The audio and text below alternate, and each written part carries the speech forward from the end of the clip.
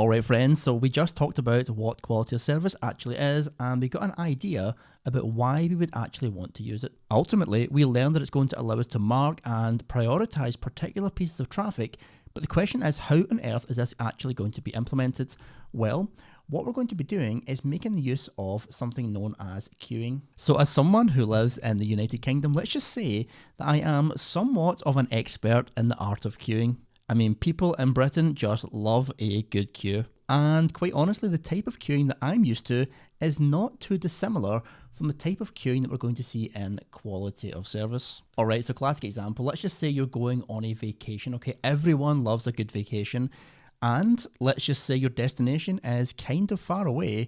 So because of that, what you're going to do is to get on an airplane. So you book your tickets, and when it comes time to actually get on that plane, you may know if you've been on an airplane before you actually get on that plane, you're going to have to form a queue. I mean, after all, you can't just have everyone stampeding and running onto the plane. Here's what actually happens. So let's just have our little flight attendant right here. And this here can be the little door you enter to get towards the actual plane itself and board. So like I said, what you're going to do is you're going to have a whole bunch of people who have all bought their ticket and they're queued up. And again, really forgive my terrible drawing skills. It certainly is not my forte. Now, the way this queue actually is, it means that the person who just joined at the end here, they can't get access to the plane itself until this person goes, and then this one, and then this one, and then eventually it will be your turn. This is kind of what we're talking about here, but here's the thing. This here is the default way in which your networking devices happen to work. This is effectively a first come, first served basis, or as it's known in networking terms, a FIFO service, first in, first out. Basically, the packet that arrives first is the one that gets to go first, the one that gets to be processed and sent across the link. Now, if again you happen to have some experience with these airlines, you might have noticed is that there isn't always just one single queue. In fact, what you might notice is a thing called priority boarding. And essentially this can be an entirely different line, okay? So the general travellers join the default queue and eventually they will be serviced and be able to go on to the flight. But if you happen to have one of these priority tickets, you get to go to the front of a shorter, more special queue that's going to be treated with higher priority. Now that could be for a whole bunch of reasons. Perhaps maybe you've bought a more expensive ticket, perhaps maybe you have to have wheelchair access to get onto the actual plane itself. For whatever reason, it makes more sense to get the people in the priority queue onto the plane first. Now, in a similar sense, this is kind of what we're talking about with respect to our quality of service. Now, in our analogy here, the priority queue can be those types of packets such as voice over IP, the real-time data that cannot tolerate any delays. They have to get to where they're going and be serviced really quite quickly. Whereas the regular data here, this can just be like your file downloads that can perhaps wait a little bit of time and they can eventually be serviced, but not with the same type of urgency. So essentially what I'm really saying here is that in this instance, we can actually have not just one queue, we can have multiple queues, and each of these queues can have different purposes with different priority levels. Now let's just take an Aruba switch right here, okay? Here it is with AOS CX, and let's just draw an interface here. This can be interface 10, and this one here can be interface 20. And let's say a whole bunch of traffic is coming in on this particular interface, and we want to send it out of this one right here. Now on the actual port itself, in this case here, port 20, on Aruba switches, what we can actually have are 8 egress queues for every single port. So when data is going to be shuttled out of this particular interface, we can categorize it into 8 different levels. Basically, it's like having these virtual channels whereby packets go in and have their own little queues. So we have 8 total. These are numbered 0 through 7, including the channel 0. And effectively, something known as the scheduler determines which packets from which queues should be serviced next. So let's just imagine that inside our interface here, we have our 7 different queues. So here is Q7, Q6, Q5, 4, 3, 2, 1, and 0, 8 in total. And we have a whole bunch of incoming packets that we have to deal with. So let's say this packet here, the one that's arriving first, let's just say this is web traffic. So because it's web traffic, what we do is we put it in queue number 1. Fairly low priority. It will get dealt with, but we're not too worried about it. Now the next one that comes in, this is, let's just say voice over IP packets. This is straight to the top of the queue. There it goes right there. And let's say this one here is some email packet, okay? So we'll put that somewhere in the middle perhaps. So as more and more of these packets begin coming in, all we're effectively doing is ordering them into these particular queues. And the scheduler, who's kind of like the flight attendant in the analogy, The scheduler is going to look at what's actually available here and based on a particular algorithm, choose particular packets from particular queues which to go next. So it might just say, you know what, here we've got a build-up of the voice over IP, they cannot wait. This one here goes next, and then this one here goes next, and then perhaps maybe this one here goes next. And then we can look at servicing ones in queue number 4. And let's maybe take one from queue number 1, so we're not completely neglecting this one, and then next perhaps go back into this particular one.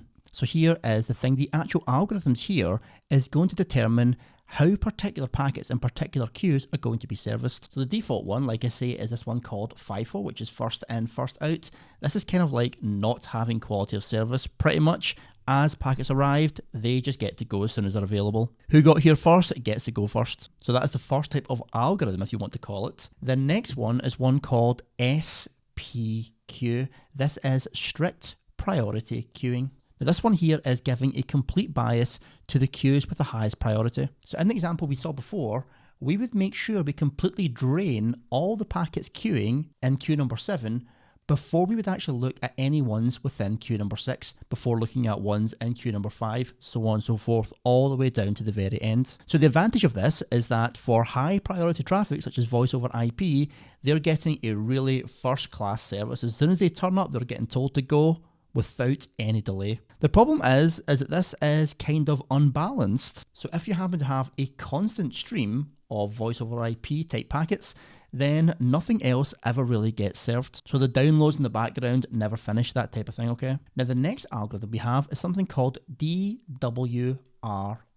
This is one what is known as deficit weighted round robin. Now essentially this approaches the servicing of each packet with a little bit more intelligence. It's not just saying first in, first out, and it's not just saying whoever is in the priority will always go first to the detriment of everyone else. If we happen to have our queues again, if we've got full congestion in all of these queues, let's just say they're all filled up with packets ready to go, we might say, hey, let's give priority to number 7, and then number 7 again, and then number 7 again. But without having to wait and fully drain number 7, let's give a little bit to 6 as well, but not quite as much as 7. And then again, similar sense, let's maybe give a little bit to 5, 4, 3, 2, and 1, and 0, that type of thing.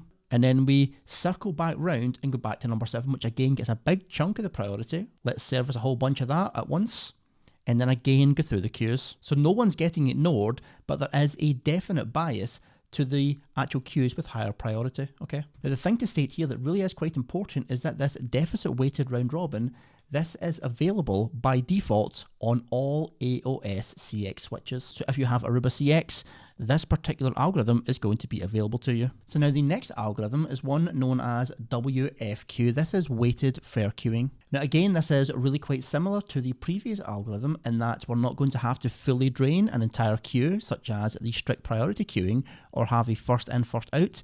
We will have a servicing of each of the queues based on particular weights. Now the big difference here between the weighted fair queue and the deficit weighted round robin is really in the metrics that they use to ultimately calculate which packet from which queue is going to go next. Generally speaking though, the weighted fair queuing is a little bit more advanced, a little bit more complicated, and most importantly for our purposes, this particular algorithm is only available on the AOS CX8400 series switches, whereas the previous implementation, DWRR, is available on all Aruba switches. Now, another thing that we really have to understand is that with respect to our Aruba switches, we can actually introduce hybrid algorithms, okay? So what this means is that we don't just have to have one particular algorithm and use it for all channels. We can choose particular channels and apply particular algorithms to them. So what do I mean when I say that? Well, again, let's just draw out our little channels, 7, 6, 5, 4, 3, 2, 1, and 0. And let's just say for channel number 7, what we want to do is you want to implement the strict priority queuing algorithm. So meaning that as soon as we get any packets in channel 7, we're going to fully drain them. So if voice over IP packet is marked with this particular priority, that is always going to go to the front of the queue. However, as opposed to having to have this applied to all the other channels, i.e. we would have to fully drain 6 before we could even touch anything in 5, and then fully drain 5 before we could touch anything in 4, as opposed to that, we can just have SPQ on channel number 7, and then perhaps for all the remaining channels, we could just run the DWRR algorithm. So meaning that channel 6 will get a lot better service than, say, for example, channel 4, but it doesn't mean that channel 4 will never see any action until 6 is fully serviced. We're still going to have a fairly decent balance throughout the remaining channels, again with priority towards the higher ones, but always with this mix, as soon as a voice over IP packet comes in on channel number 7, that always jumps to the front of the queue. So now that we understand some of the basics behind queuing in QoS, the next concept we want to talk about is how we can actually mark packets so that they're actually put into these very particular queues.